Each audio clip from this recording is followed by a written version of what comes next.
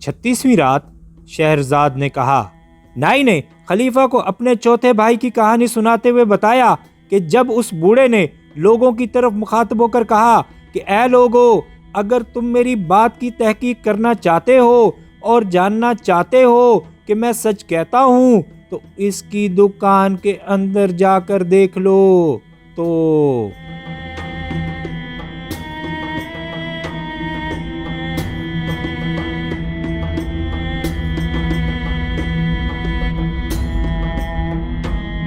جب لوگ میرے بھائی کی دکان کے اندر گئے تو وہ مینڈا واقعی انسان کی شکل میں ہو گیا تھا اور لٹک رہا تھا۔ جب انہوں نے یہ دیکھا تو میرے بھائی کو پکڑ لیا اور وہ اسے گھونسے اور تھپڑ مارنے لگے اور کہنے لگے کہ اے کافر، اے فاجر، تو ہمیں انسان کا گوشت کھانے کو دیتا ہے۔ اب بوڑھے نے میرے بھائی کی دائیں آنکھ پر اس زور سے تھپڑ مارا کہ وہ اندھی ہو گئی۔ اب لوگ میرے بھائی اور اس ذبح کیے ہوئے انسان کو لے کر شہر کے حاکم کے پاس پہنچے اور بوڑھے نے اس سے کہا کہ اے حاکم، یہ شخص آدمیوں کو ذبح کرتا ہے اور مینڈے کا گوشت کہہ کر بیچتا ہے۔ ہم اسے پکڑ کر تیرے پاس لائے ہیں تاکہ تو انصاف کرے۔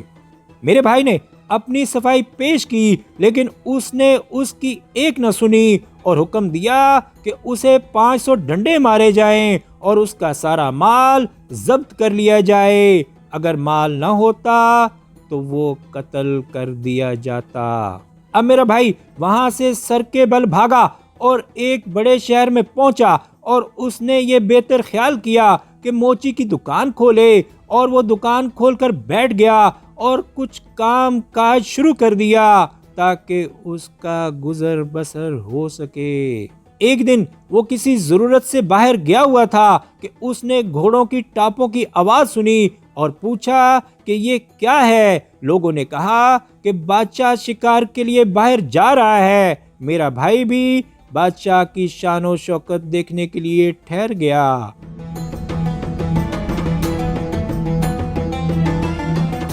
اب بادشاہ کی نظر میرے بھائی کی آنکھ پر پڑی اور وہ اپنے دل میں کہنے لگا کہ اے خدا، مجھے آج کی برائی سے بچائیو۔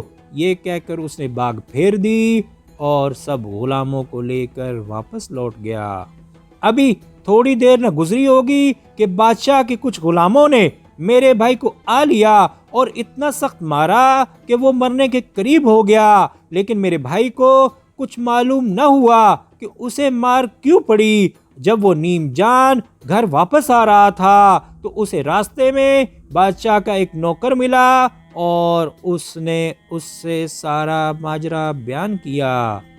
نوکر ہنستے ہنستے لوٹ گیا اور کہنے لگا کہ بھائی، بادشاہ کو یہ بات ہرگز برداشت نہیں کہ اس کی نظر کسی کانے پر پڑے، بالخصوص جب وہ دانی آنکھ سے کانا ہو تو وہ اسے بغیر قتل کیے نہیں چھوڑتا۔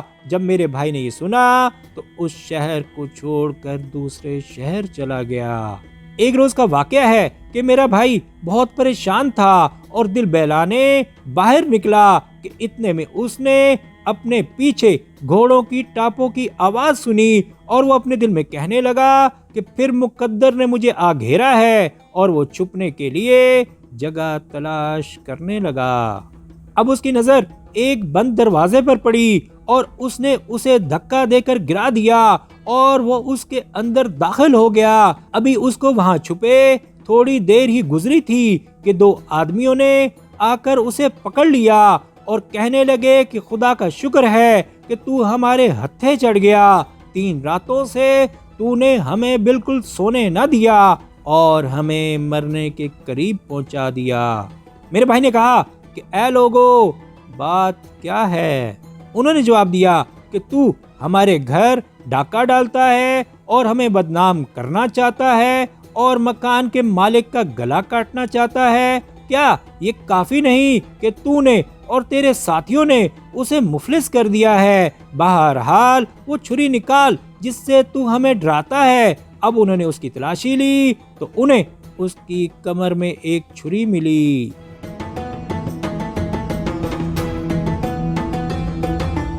اس نے کہا کہ اے لوگو میرے بارے میں خدا سے ڈرو اور تمہیں معلوم ہونا چاہیے کہ میری سرگزشت کیا ہے. اور اس نے سارا قصہ بیان کر دیا اس امید پر کہ وہ اسے جانے دیں گے.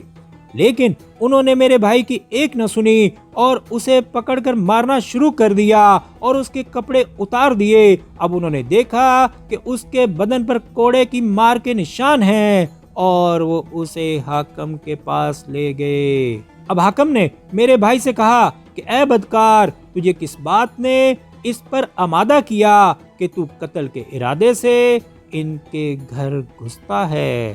میرے بھائی نے کہا کہ اے حاکم میں تجھے خدا کا واسطہ دیتا ہوں کہ میری بات سن اور جلدی مت کر. حاکم نے جواب دیا کہ ہم اور ڈاکو کی باتیں سنیں جس نے لوگوں کو غریب بنا دیا اور جس کی پیٹھ پر مار کے نشان ہیں. تو نے کوئی بڑا جرم کیا ہوگا جس کی وجہ سے لوگوں نے تیری یہ درگت بنائی. یہ کہہ کر اس نے حکم دیا کہ میرے بھائی کو 100 درے لگائے جائیں اور ایک اونٹ پر بٹھا کر اسے پھرایا گیا اور پھر شہر بدر کر دیا گیا.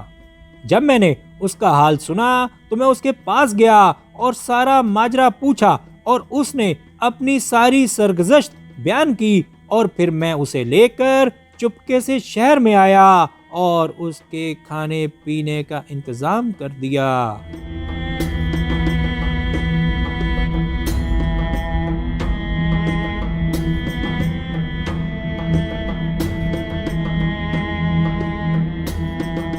پھر میں نے کہا کہ اے امیر المومنین اب میں تجھ سے اپنے 5ویں بھائی کا قصہ بیان کرتا ہوں جس کے دونوں کان کٹے ہوئے ہیں. جب ہمارا باپ مرا تو اس نے 700 درہم ہمارے لیے ترکے میں چھوڑے اور ہم میں سے ہر ایک نے 100 درہم لے لیے. جب میرے 5ویں بھائی کو اس کا حصہ ملا تو اس کی سمجھ میں کچھ نہ آیا کہ ان درموں کا کیا کرے. وہ اسی شش و پنج میں تھا کہ اسے خیال ہوا کہ ان درموں سے طرح طرح کے کانچ کے برتن خریدے اور ان سے فائدہ اٹھائے. یہ سوچ کر اس نے 100 درہم کے کانچ کے برتن خریدے اور انہیں ایک تشت میں رکھ کر ایک جگہ بیٹھ کر بیچنے لگا. جہاں وہ بیٹھا تھا اس کے پہلو میں ایک دیوار تھی. اس سے وہ تکیہ لگا کر بیٹھ گیا اور اپنے دل میں سوچنے لگا.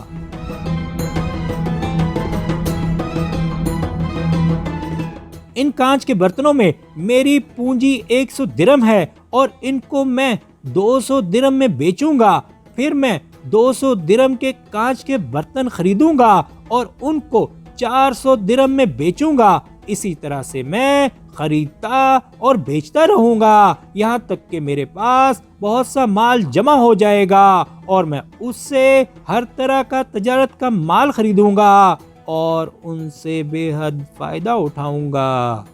اس کے بعد میں ایک خوبصورت محل خریدوں گا اور غلام اور گھوڑے اور سونے کی کاٹھیاں خریدوں گا اور خوب کھاؤں پیوں گا اور شہر کا کوئی گویہ اور ڈومنی نہ ہوگی جس کو میں اپنے یہاں نہ بلاؤں گا. اور اگر خدا کو منظور ہے تو میں اپنی پونجی 1,00,000 درہم تک پہنچاؤں گا. جب میرا مال 1,00,000 درہم ہو جائے گا تو میں وزیر کی بیٹی کے پاس شادی کا پیغام بھیجوں گا کیونکہ مجھے معلوم ہوا ہے کہ وہ حسن میں لاجواب اور جمال میں یکتا ہے اور 1,000 دینار اس کا مہر مقرر کروں گا. اگر اس پر اس کا باپ راضی ہو گیا تو ٹھیک ورنہ میں اس کی مرضی کے خلاف لڑکی کو جبرن لے آؤں گا. جب وہ میرے گھر آ چکے گی تو میں اس کے لیے 10 ننھے غلام خریدوں گا اور اپنے لیے بادشاہوں اور سلطانوں کی پوشاکوں میں سے ایک پوشاک خریدوں گا اور ایک سونے کی زین بنوا کر اسے قیمتی جواہرات سے آراستہ کروں گا. پھر میں سوار ہوں گا اور اپنے غلاموں کے ساتھ شہر کا چکر لگاؤں گا اور لوگ سلام کریں گے اور دعا دیں گے.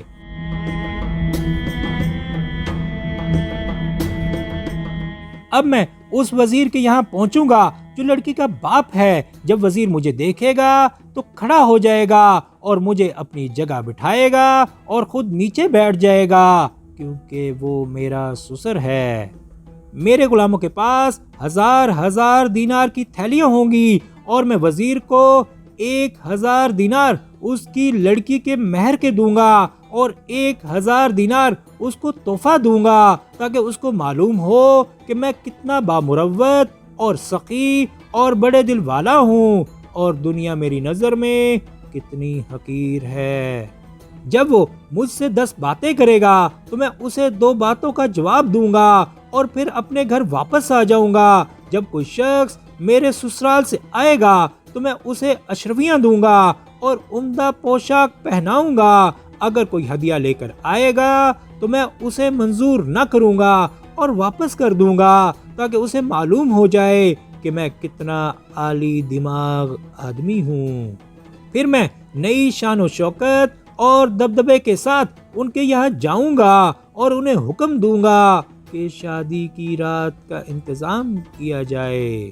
جب منہ دکھائی کا وقت آئے گا تو میں اپنی بہترین پوشاک پہنوں گا اور ریشمی لباس میں تکیہ لگا کر بیٹھوں گا اور دائیں بائیں نہ دیکھوں گا، کیونکہ یہ میری عقل کی بڑائی اور سمجھ کی پختگی کی دلیل ہوگی، اور میری بیوی میرے سامنے کھڑی ہوگی اور میں تکبر اور غرور سے اس کی طرف نہ دیکھوں گا، یہاں تک کہ سارے حاضرین کہیں گے کہ اے ہمارے آقا، تیری بیوی اور تیری لونڈی تیرے سامنے کھڑی ہے، اس پر مہربانی کر اور ایک نظر ڈال۔ یہ کہہ کر وہ کئی بار میرے آگے زمین کو بوسہ دیں گے۔ اب میں اپنا سر اٹھاؤں گا اور ایک نظر اس کو دیکھوں گا اور پھر اپنا سر نیچا کر لوں گا۔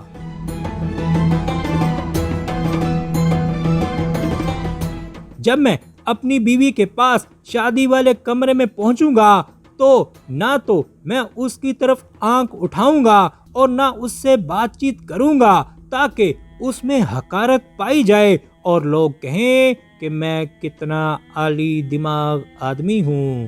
اس کے بعد دلہن کی ماں آئے گی اور میرا سر اور دونوں ہاتھ چوم کر کہے گی کہ اے میرے آقا، اپنی لونڈی کو ایک نظر دیکھ اور اس کی دل جوئی کر، کیونکہ اسے آرزو ہے کہ اسے تیرا قرب حاصل ہو، لیکن میں اس کا کوئی جواب نہ دوں گا۔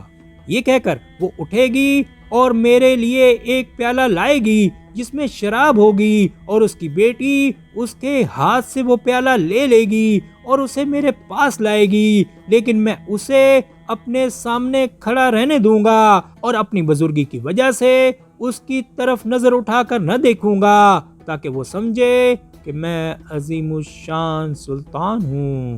اب وہ مجھ سے کہے گی کہ اے میرے آقا، میں تجھے خدا کا واسطہ دیتی ہوں کہ اپنی لونڈی کے ہاتھ سے پیالے کو رد نہ کر، مگر میں اس سے بات نہ کروں گا یہاں تک کہ وہ میری خوشامد کرے گی اور کہے گی کہ تجھے پینا پڑے گا، اور پیالہ میرے منہ کی طرف بڑھائے گی اور میں اسے تھپڑ لگاؤں گا اور اسے اپنے پاؤں سے اس طرح ٹھوکر ماروں گا۔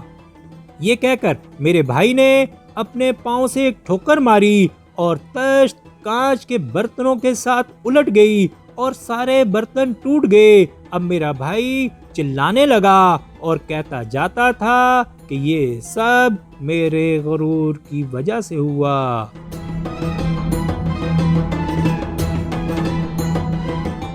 اے امیر المومنین، اب میرا بھائی اپنے کیے پر افسوس کرتا اور روتا جاتا تھا، اور جو لوگ وہاں سے گزر رہے تھے وہ اس کی حالت پر افسوس کر رہے تھے کہ اس کی پونجی اور فائدہ دونوں ضائع ہو گئے۔ کچھ دیر کے بعد ایک حسین عورت وہاں سے گزری اور اس کے ساتھ بہت سے خادم تھے، اور وہ ایک خچر پر سوار تھی اور اس سے مشک کی خوشبو آ رہی تھی۔ جب اس نے کانچ کے ٹوٹے ہوئے برتن دیکھے اور میرے بھائی کو اس حالت میں دیکھا کہ وہ رو رہا ہے تو اسے اس پر ترس آیا اور اس کا دل پسیج گیا۔ پھر اس عورت نے میرے بھائی کو 500 درم دیے۔ میرے بھائی نے جب وہ درم دیکھے تو وہ مارے خوشی کے مرا جاتا تھا، اور اس نے آگے بڑھ کر اسے دعا دی اور اپنے گھر کی طرف چل دیا۔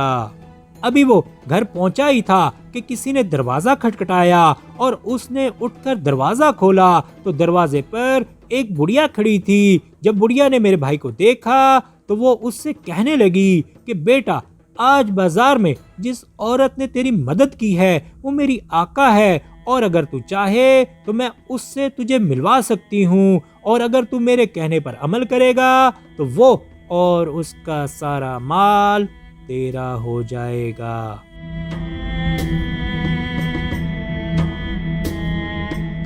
میرے بھائی نے کہا کہ اس سے ملنے کی ترکیب کیا ہے؟